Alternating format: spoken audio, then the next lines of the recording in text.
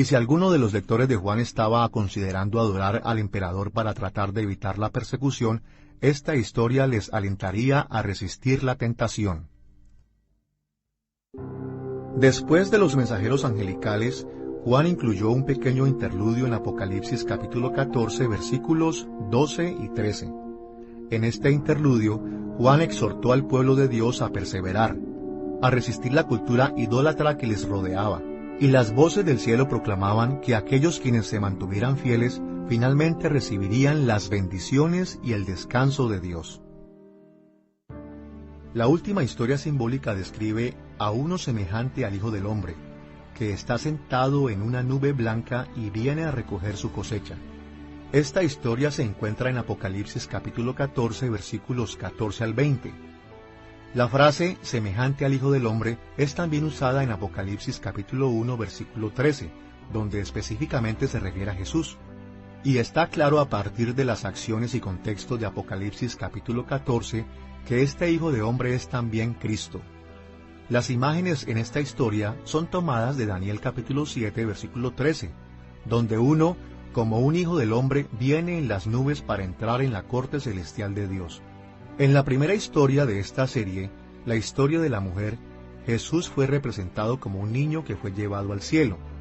Pero en la culminación de estas historias, Jesús fue representado como el Hijo del Hombre, recogiendo su cosecha de fieles seguidores como un cosechador de grano. Entonces un segundo cosechador, este es un ángel, cosechó los últimos habitantes del mundo y aplastó su sangre en el lagar de la ira de Dios. Esta visión declaró la futura victoria final de Jesús. Esta mostró que la historia se está moviendo hacia un gran clímax, donde aquellos que son fieles a Jesús serán vindicados, pero aquellos que no lo son serán destruidos. Los lectores originales de Juan debieron haber encontrado esto alentador. Ellos debieron reconocer que su sufrimiento no era nada en comparación con la ira que Dios derramaría sobre sus enemigos. Y ellos debieron haber encontrado esperanza y confianza en el hecho de que eventualmente serían vindicados y bendecidos. From the Vision series of the symbolic histories, John's original readers should have been reminded that Christ... De la serie de visiones de las historias simbólicas, los lectores originales de Juan debieron haber recordado que Cristo ya había vencido a Satanás en la cruz. Y ya que Satanás falló en vencer a Cristo en su primera venida, los creyentes pueden tener completa confianza que Satanás fallará esta vez también. Eventualmente, Cristo regresará y destruirá a Satanás y a sus bestias. Y mientras tanto, los creyentes sufren persecución como resultado de los gritos ahogados de su enemigo derrotado. Ahora que hemos examinado los 7 sellos, las 7 trompetas y las 7 historias simbólicas, vayamos a la cuarta serie de visiones acerca de los eventos por venir, las 7 copas de la ira de Dios en Apocalipsis capítulos 15 y 16. La visión de las 7 copas presenta 7 ángeles que derraman 7 copas de oro de la ira de Dios contra los malvados. Esta visión sigue la misma estructura que las visiones de los sellos, las trompetas y las historias. 6 copas seguidas de un interludio, y después la 7ª copa es derramada. Y también hay otros paralelos dignos de mencionar.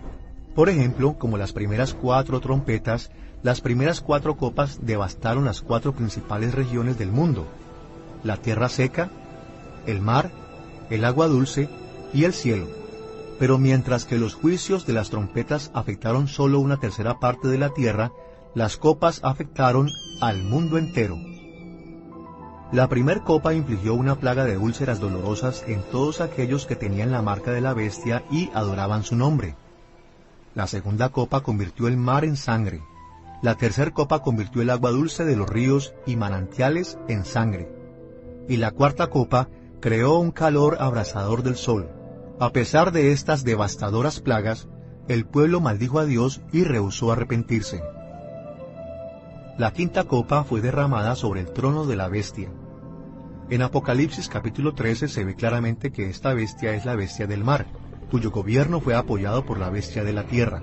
Esta copa hundió el reino de la bestia en la oscuridad, pero sus seguidores siguieron maldiciendo a Dios y rehusando arrepentirse. Cuando la sexta copa fue derramada, secó el río Éufrates, despejando el camino para que los reyes del oriente invadieran la tierra prometida de Dios.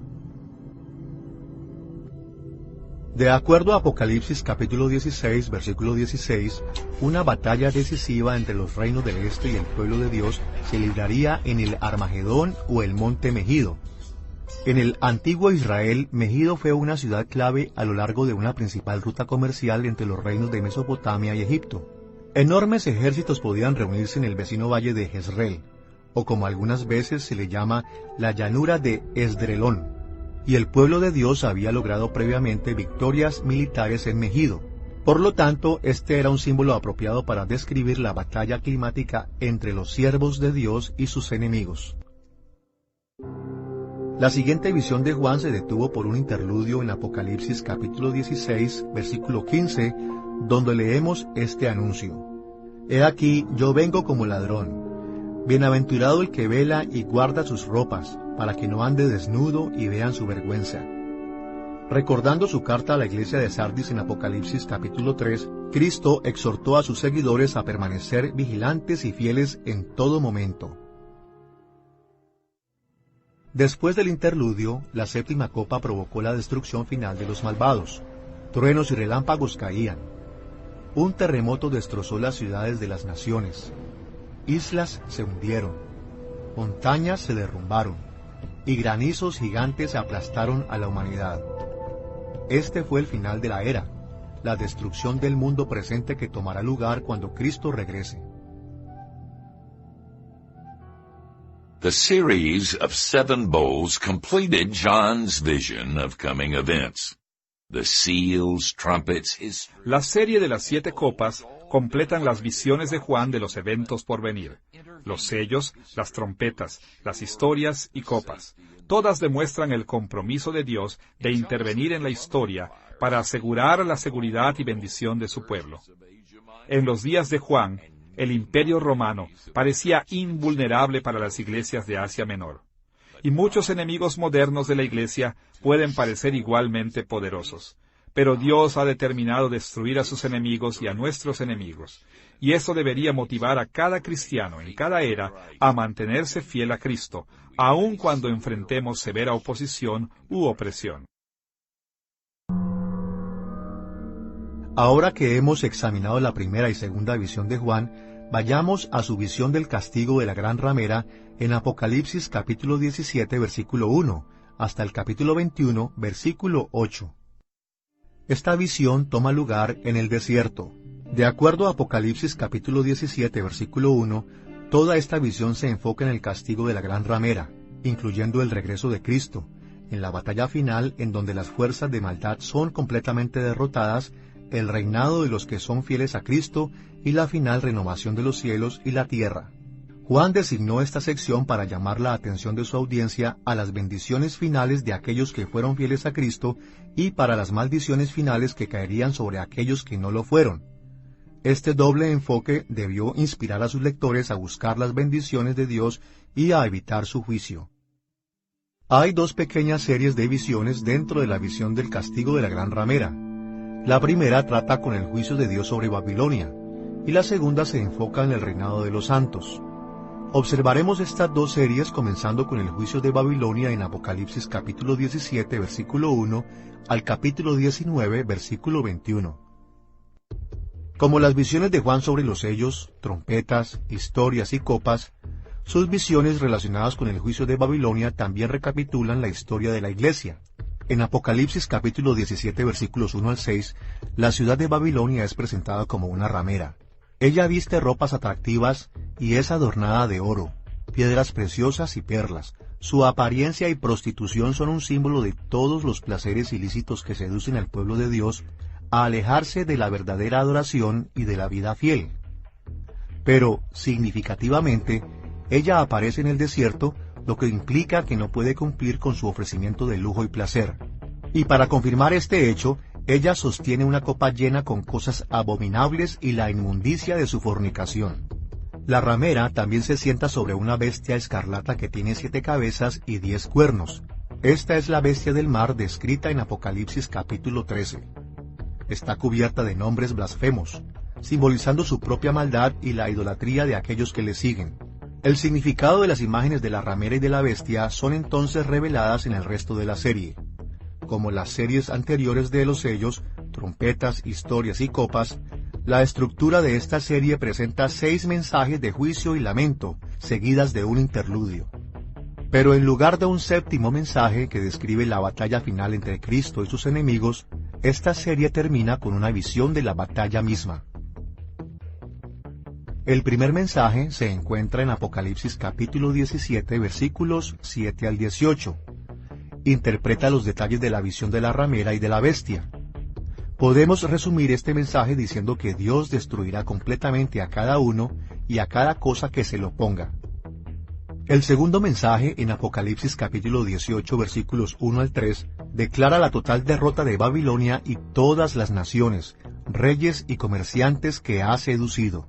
El tercer mensaje, registrado en Apocalipsis capítulo 18, versículos 4 al 8, llama al pueblo de Dios a rechazar a Babilonia y a separarse de su inmoralidad. Y el cuarto mensaje, reportado en Apocalipsis capítulo 18, versículos 9 al 20, contiene 3 lamentos de los reyes, comerciantes y marineros que habían adorado a la bestia y se beneficiaron del lujo de Babilonia. Tristemente, estos lamentos no inspiraron arrepentimiento y fidelidad a Cristo. En cambio, los reyes, comerciantes y marineros añoraron con nostalgia la anterior prosperidad de Babilonia. En cada uno de estos mensajes, Babilonia representa cada nación y cada organización que se opone al gobierno de Cristo. Los mensajes animan a los seguidores de Cristo proclamando que el Señor destruirá a todos sus enemigos y que los malvados llorarán la pérdida de placeres pecaminosos. Pero los mensajes también advierten a la Iglesia a no cometer estos mismos pecados, para que no caigamos bajo el mismo juicio. El quinto mensaje en el juicio de Babilonia aparece en Apocalipsis capítulo 18, versículos 21 al 24, y pronuncia la completa y permanente destrucción de Babilonia. El sexto mensaje en esta serie es registrado en Apocalipsis en el capítulo 19, versículos 1 al 8, y contiene la exuberante alabanza del pueblo de Dios en los cielos.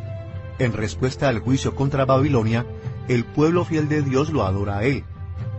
Y su alabanza continúa a medida que reconocen que el juicio contra Babilonia ha despejado el camino para la boda entre el Cordero que es Cristo y su esposa, la Iglesia.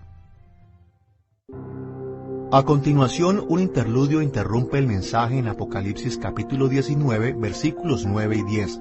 En este interludio, se le ordena a Juan que escriba una bendición para todos aquellos que participan en la cena de la boda del Cordero. Finalmente, esta serie de visiones concluye con la batalla final entre Dios y sus enemigos, registrada en Apocalipsis capítulo 19, versículos 11 al 21.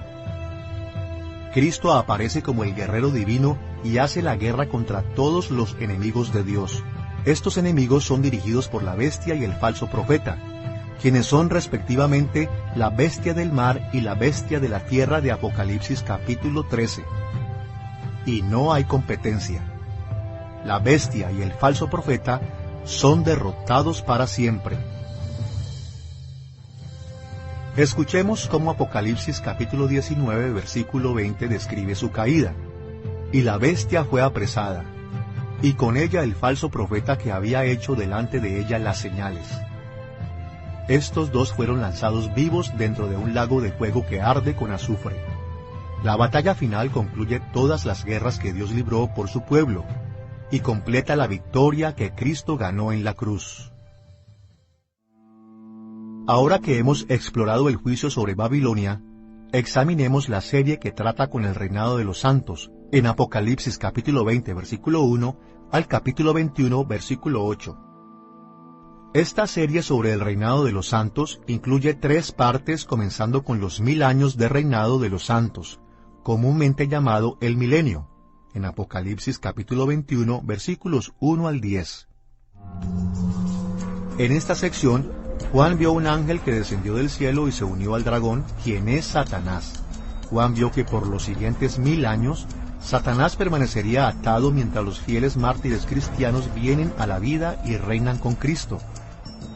Juan también vio que después de los 1000 años, Satanás será liberado para reunir a las naciones para la batalla final contra Dios, como se describe en Apocalipsis capítulo 19.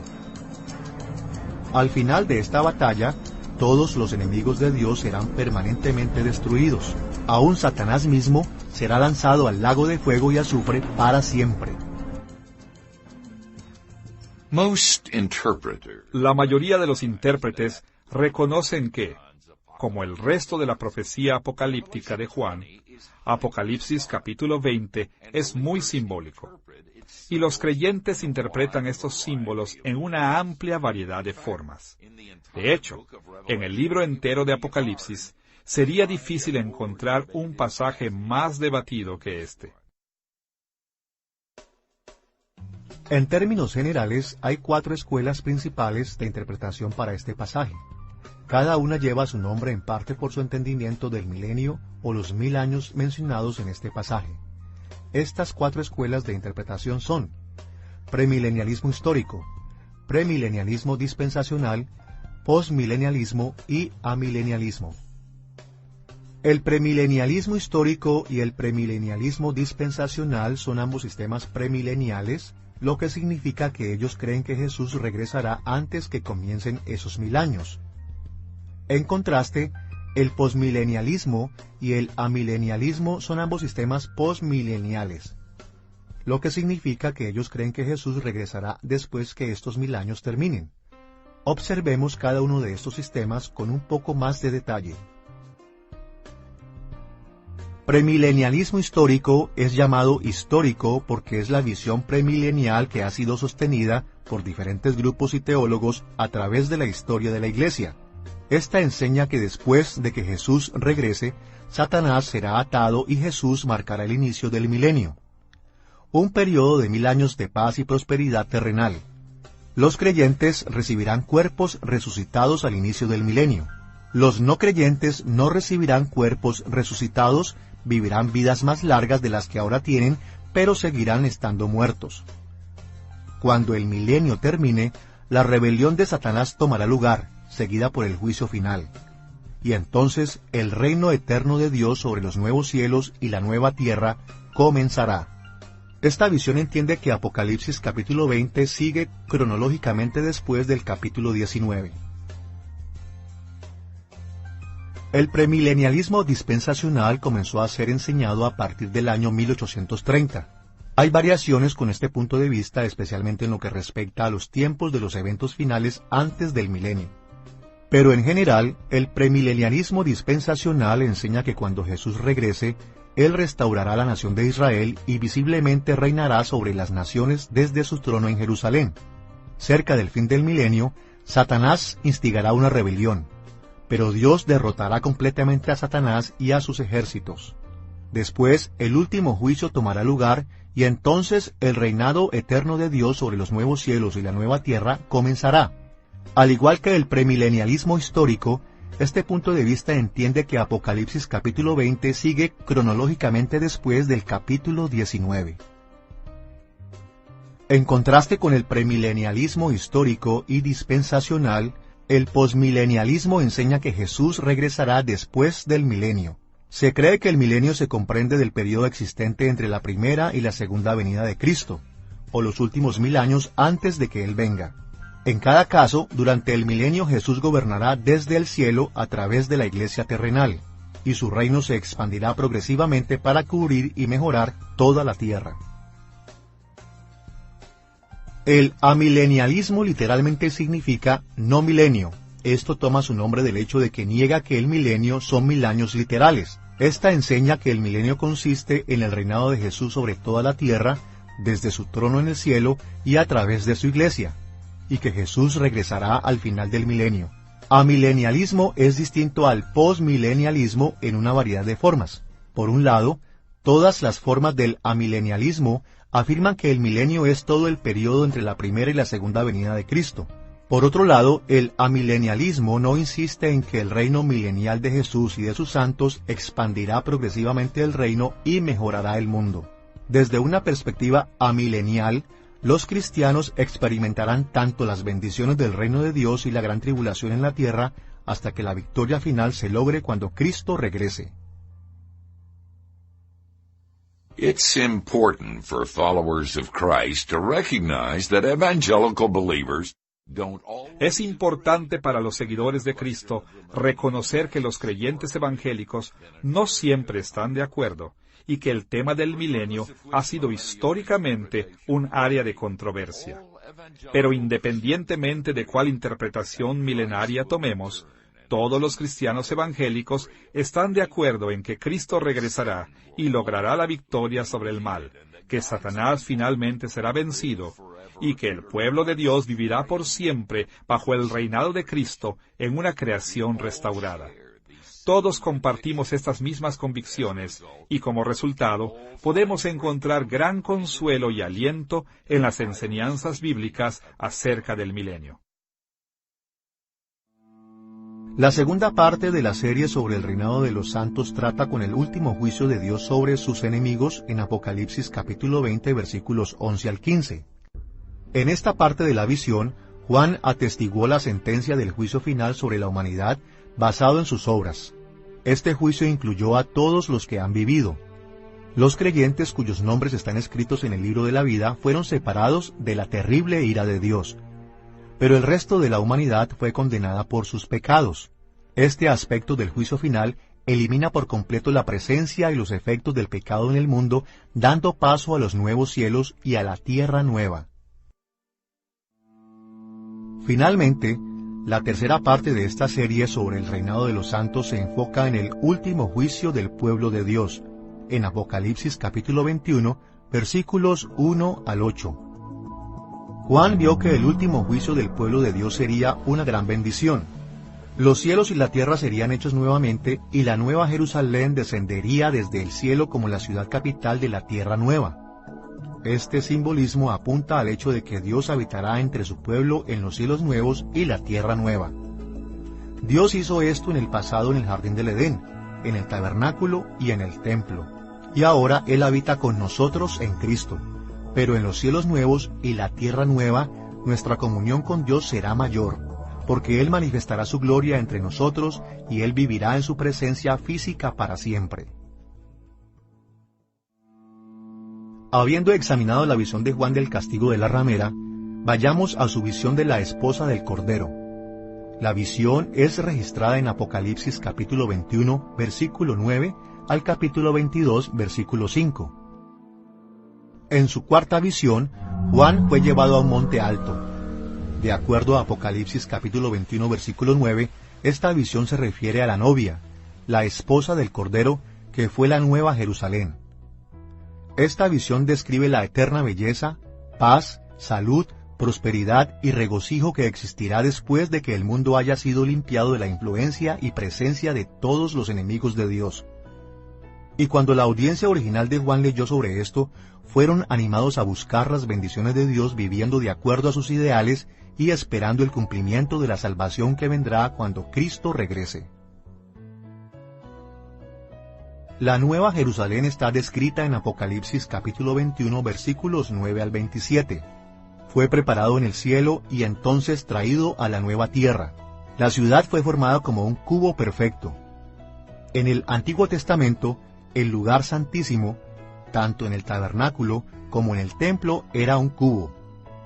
En consecuencia, así como Dios manifestó su santa presencia en el lugar santísimo, así Él revelará su gloria a su pueblo de la Nueva Jerusalén. Tanto en las dimensiones como en las descripciones de la Nueva Jerusalén se menciona frecuentemente el número 12. En el Antiguo Testamento, este número está asociado con las 12 tribus de Israel, representando al pueblo de Dios en esa era.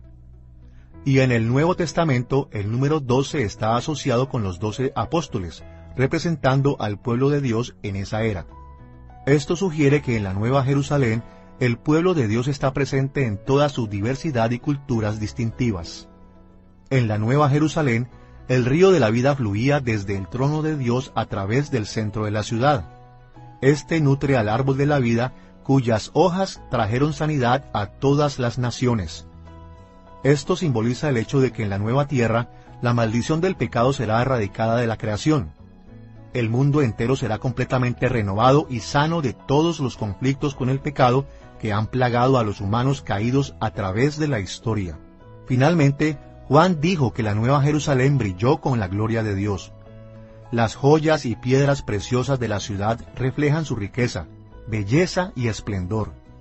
Y más allá de esto, el esplendor de Dios llenó la ciudad, así que ésta no necesita otra fuente de luz, incluyendo el sol o la luna. Ahora que hemos examinado la introducción a Apocalipsis y las series de visiones celestiales de Juan, veamos a la conclusión del libro de Apocalipsis, capítulo 22, versículos 6 al 21. Juan concluye el libro de Apocalipsis enfatizando los mensajes fundamentales que han sido repetidos a través de las visiones. Él enfatizó que las visiones que recibió eran dignas de confianza porque le habían sido entregadas por el ángel del Señor. Él exhortó a sus lectores a perseverar en las obras de Dios a fin de recibir las grandes bendiciones en los cielos nuevos y tierra nueva. Y Juan también recordó a sus lectores que la consumación del reino de Dios y el juicio final están aún en el futuro. Así que por ahora, los cristianos deben perseverar fielmente y los pecadores deben tomar la oportunidad de arrepentirse. Revelation is a timeless message from God to His people. Apocalipsis es un mensaje eterno de Dios para su pueblo. Independientemente de nuestra perspectiva sobre los tiempos y cumplimientos de las visiones de Juan, todos los cristianos deberían concordar en que el libro de Apocalipsis es tan relevante hoy día como lo fue cuando Juan lo escribió. Nuestras circunstancias pueden ser diferentes, pero nuestro Dios no ha cambiado. Y los valores y perspectivas que Juan enseñó siguen siendo vinculantes para nosotros hoy día. Podemos alentarnos por la bondad de Dios en el pasado, presente y futuro. Podemos estar confiados en su amor por nosotros y su control sobre la historia. Y podemos responderle con fe ahora y por el resto de nuestra vida.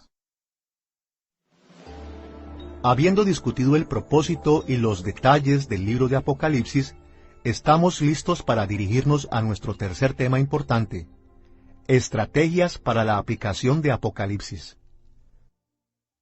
Nuestra discusión de la aplicación moderna de Apocalipsis se dividirá en dos partes.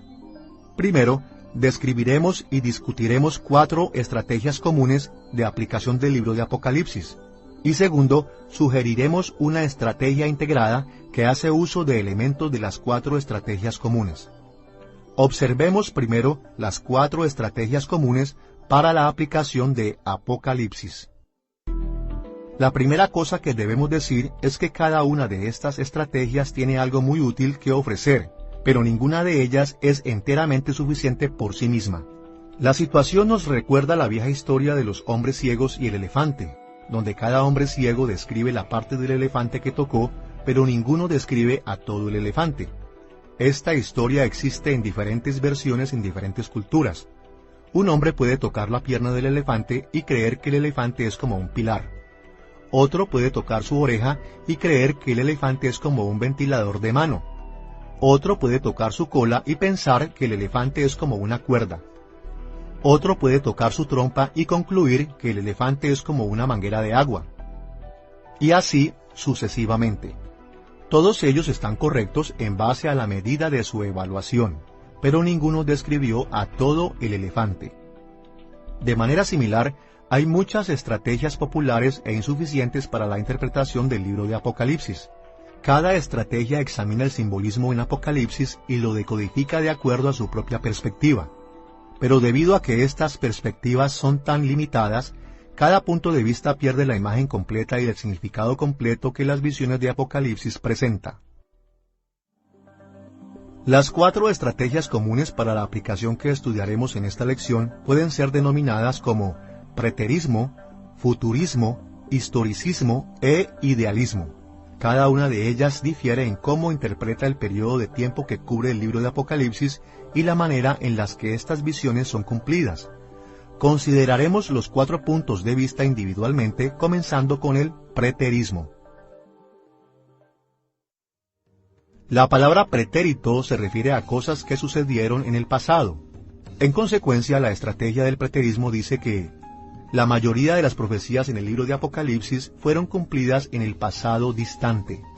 Una forma de preterismo dice que Apocalipsis fue escrito antes de la caída de Jerusalén en el año 70 después de Cristo, y que la mayoría de sus profecías fueron cumplidas en ese tiempo.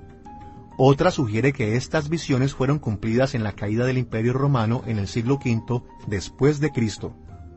El preterismo proporciona un positivo enfoque sobre la audiencia original de Juan. Muestra la importancia del conocimiento detallado de las 7 iglesias en Apocalipsis capítulo 2 y 3. Nos recuerda la persecución real que estas iglesias experimentaron, y hace conexiones temáticas entre los capítulos 2 y 3 y el resto del libro. El preterismo insiste correctamente en que Juan no solamente estaba escribiendo para las futuras generaciones, y que la preocupación de Cristo y la motivación de la audiencia original de Juan debería informar nuestra moderna aplicación del libro. La mayoría de las formas del preterismo entienden correctamente que los capítulos finales de Apocalipsis hablan acerca del futuro regreso de Cristo. Podemos sacar muchas aplicaciones útiles de este enfoque de Apocalipsis. Por ejemplo, todavía puede enseñarnos acerca del carácter de Dios y la manera en la que Él justamente premia y castiga el mal. Esto puede ayudarnos a entender cómo responder a las crisis en el mundo e incluso darnos esperanza en el futuro regreso de Cristo. Pero, a pesar de estas ideas tan valiosas, el preterismo no provee una perspectiva completa de Apocalipsis. Por un lado, a menudo asume erróneamente que la literatura apocalíptica está escrita exclusivamente acerca de su propio tiempo en lugar de un futuro distante. Pero la realidad es que numerosos pasajes apocalípticos en las Escrituras se refieren a futuros eventos distantes, incluyendo Daniel capítulo 7 al 12, Mateo capítulo 24, y segunda de Tesalonicenses capítulos 1 y 2. En forma similar, el preterismo es muy estrecho en su interpretación de las declaraciones temporales como el tiempo está cerca, en Apocalipsis capítulo 1 versículos 1 al 3 y otra vez al final de Apocalipsis en el capítulo 22 versículo 10. El preterismo insiste en que declaraciones como estas no se refieren a todo el periodo de tiempo entre la primera y la segunda venida de Cristo, a pesar de que el tiempo se encuentra justo antes del juicio final. Además, el preterismo normalmente no reconoce que esta línea de tiempo puede ser modificada por contingencias históricas.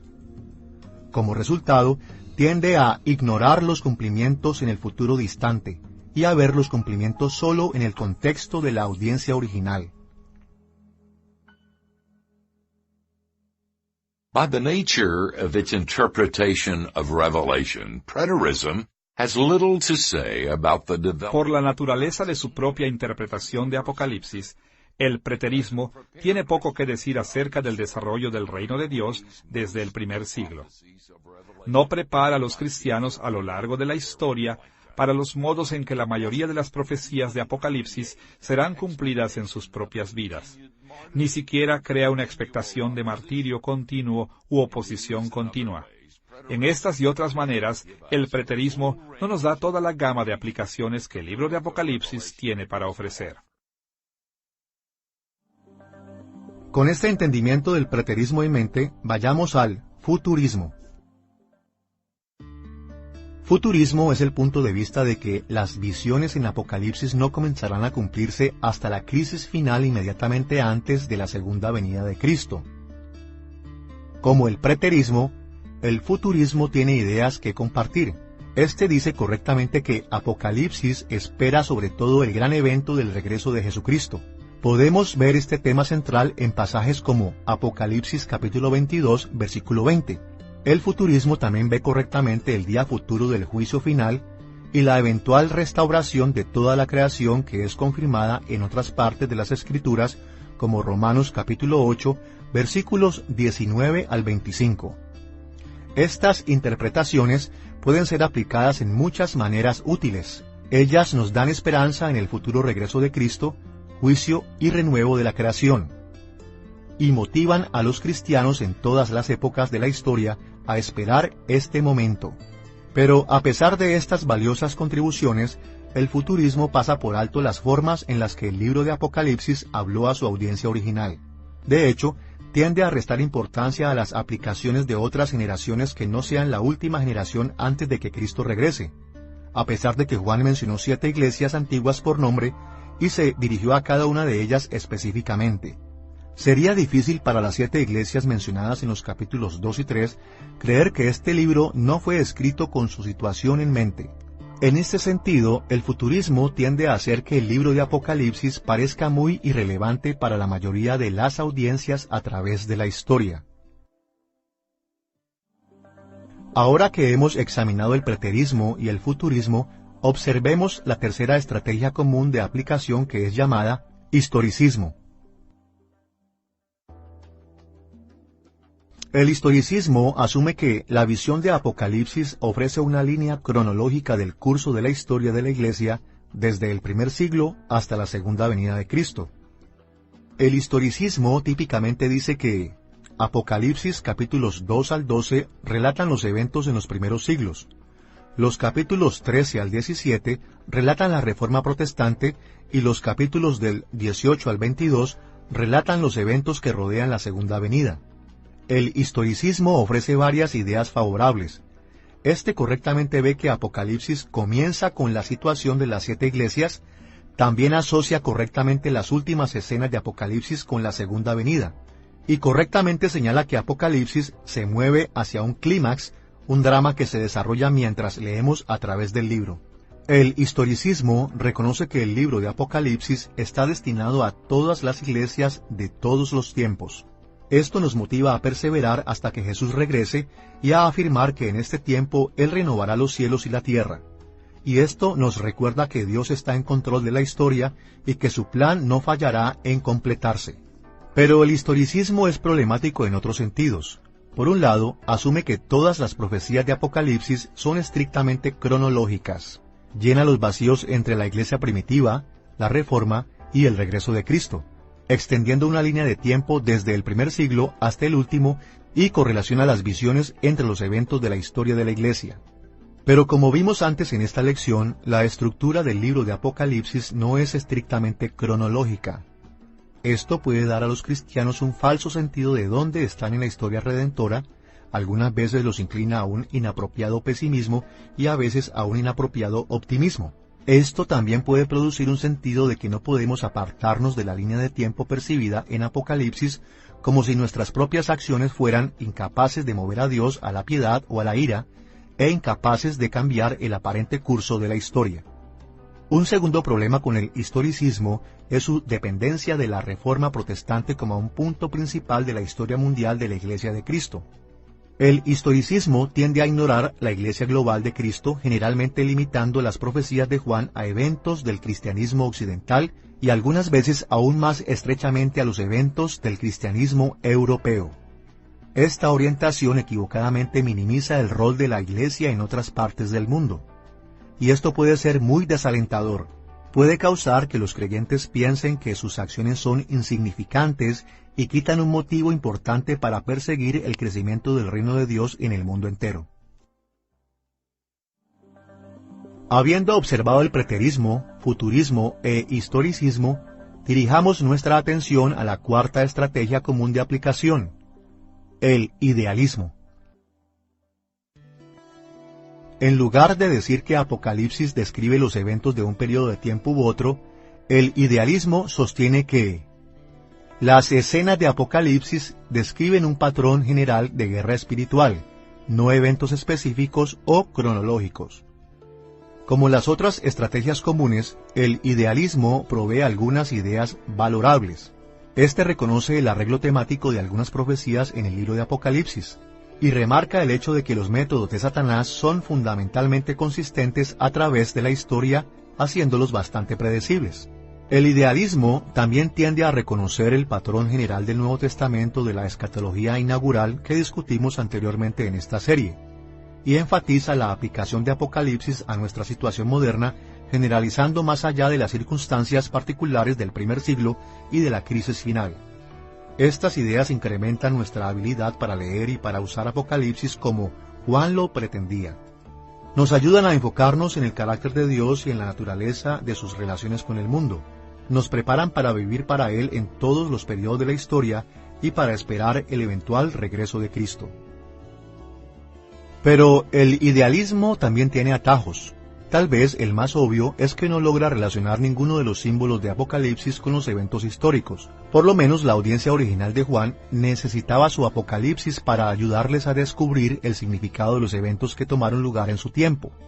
Y el libro de Apocalipsis fue explícitamente diseñado para proveer este tipo de conocimiento, afirmando varias veces que Dios le reveló a Juan una manera de entender lo que pronto tomará lugar. Vemos esto en el comienzo del libro en Apocalipsis capítulo 1, versículo 1, así como cerca del final en el capítulo 22, versículo 6. Y como leemos en Apocalipsis capítulo 22, versículo 6, y el Señor, el Dios de los espíritus de los profetas, ha enviado su ángel para mostrar a sus siervos las cosas que deben suceder pronto. Versículos como estos deberían aclarar que el libro de Apocalipsis está directamente relacionado con muchos eventos reales que toman lugar en el mundo natural. Pero el idealismo nos disuade de elaborar este tipo de aplicaciones legítimas para estos pasajes. Ahora que hemos observado las 4 estrategias comunes para la interpretación y aplicación del libro de Apocalipsis a la vida moderna, estamos listos para sugerir una estrategia integrada. Nuestra estrategia integrada comienza reconociendo que el preterismo, el futurismo, el historicismo y el idealismo todos hacen una valiosa contribución para nuestro entendimiento del moderno impacto de Apocalipsis. Así que, en lugar de descartar estas estrategias, nuestra estrategia integrada combina las valorables ideas de cada una de estas perspectivas, mientras que al mismo tiempo evita sus atajos. Estamos de acuerdo con el preterismo en que las profecías de Apocalipsis eran relevantes para las 7 iglesias de Asia Menor que recibieron primero el libro, pero también estamos de acuerdo con el futurismo de que algunas de las profecías de Apocalipsis hablaron acerca de los eventos que rodean el regreso de Cristo y el juicio final. Y estamos de acuerdo con el idealismo de que las fuerzas satánicas del mal simbolizadas en el libro de Apocalipsis todavía nos tientan a comprometer nuestra fe. Podríamos resumir la estrategia integrada para la aplicación como un conjunto de 2 partes o etapas. Primero, usamos todos los medios posibles para discernir principios y verdades en el libro de Apocalipsis. Estas pueden ser verdades acerca del carácter de Dios, verdades acerca de su interacción con el mundo, verdades acerca de nuestras obligaciones delante de Él, verdades acerca del curso de la historia o cualquier otra cosa más que Juan enseñó en el libro de Apocalipsis. Y segundo, buscamos similitudes entre las circunstancias de la audiencia original de Juan y las circunstancias de nuestras propias vidas, y estos paralelismos guían nuestra aplicación. El primer paso de los principios de discernimiento y las verdades en Apocalipsis pueden ser muy complejos, ya que el libro enseña muchas ideas. Por lo tanto, nos sería de ayuda mencionar algunos de los temas importantes que Juan enfatiza. Estos temas son fáciles de aplicar a la vida moderna de manera relevante. Por ejemplo, podemos ver el hecho de que la vida, muerte, resurrección y reino celestial de Cristo lo hacen digno de toda adoración. Podemos también enfocarnos en la idea de que la victoria completa de Cristo sobre el mal es cierta y que su reino nunca acabará. Podemos sostenernos en contra de las fuerzas satánicas que obran en este mundo y que tratan de engañarnos para que las adoremos, sabiendo que ellas esclavizan y maldicen a sus seguidores más que bendecirlos. Y podemos recordar que aquellos que son fieles a Cristo en esta vida recibirán una recompensa gloriosa en la próxima vida. Podemos ser motivados a perseverar en dificultades, sabiendo que la persecución que soportamos palidece en comparación con la ira de Dios en contra de sus enemigos. Podemos ser confortados en el hecho de que el pueblo fiel de Dios será protegido de su terrible juicio, y podemos sacar esperanza al saber que un día el curso del pecado será erradicado de este mundo y Dios morará con su pueblo en perfecta paz y justicia.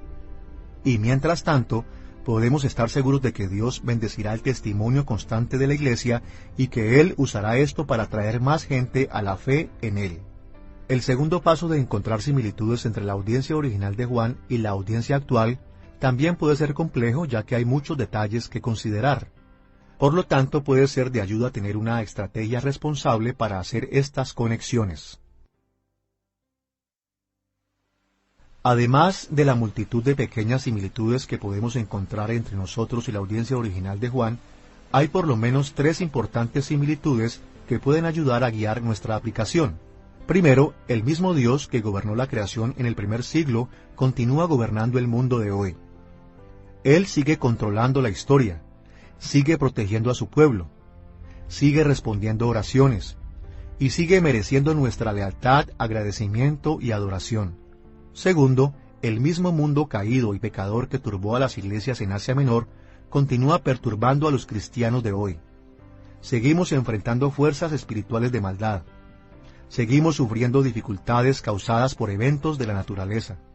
Seguimos peleando contra la enfermedad y el hambre. Y tercero, también seguimos siendo los mismos seres humanos. Seguimos siendo pecadores que necesitan redención, sanidad y una relación restaurada con Dios.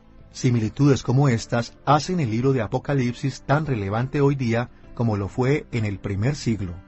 En muchas diferentes maneras, el libro de Apocalipsis nos da esperanza a todos los cristianos de todas las épocas. Su mensaje es eterno, siempre relevante, y tan poderoso para nosotros como lo fue para las 7 iglesias en Asia Menor. Apocalipsis puede motivarnos a mantenernos fieles a Cristo en cada circunstancia, y puede darnos una esperanza para el futuro.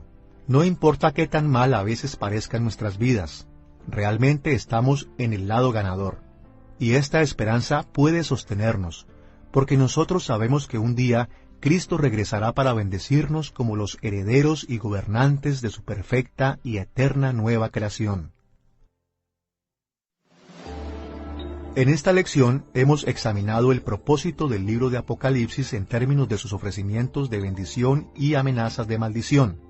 Hemos estudiado los detalles de su contenido y hemos considerado su aplicación moderna, observando algunas estrategias comunes y una estrategia integrada de aplicación.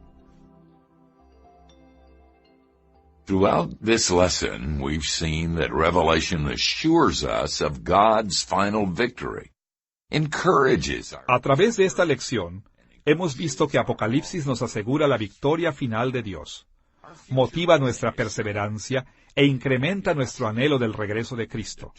Nuestra bendición futura es cierta y puede darnos consolación y determinación cuando somos tentados o perseguidos. Dios nunca pretendió que este libro dividiera a los cristianos con diferencias teológicas. Él quería animar a cada creyente en cada época a vivir en fiel obediencia a Él y a esperar el regreso glorioso de nuestro Salvador Jesucristo.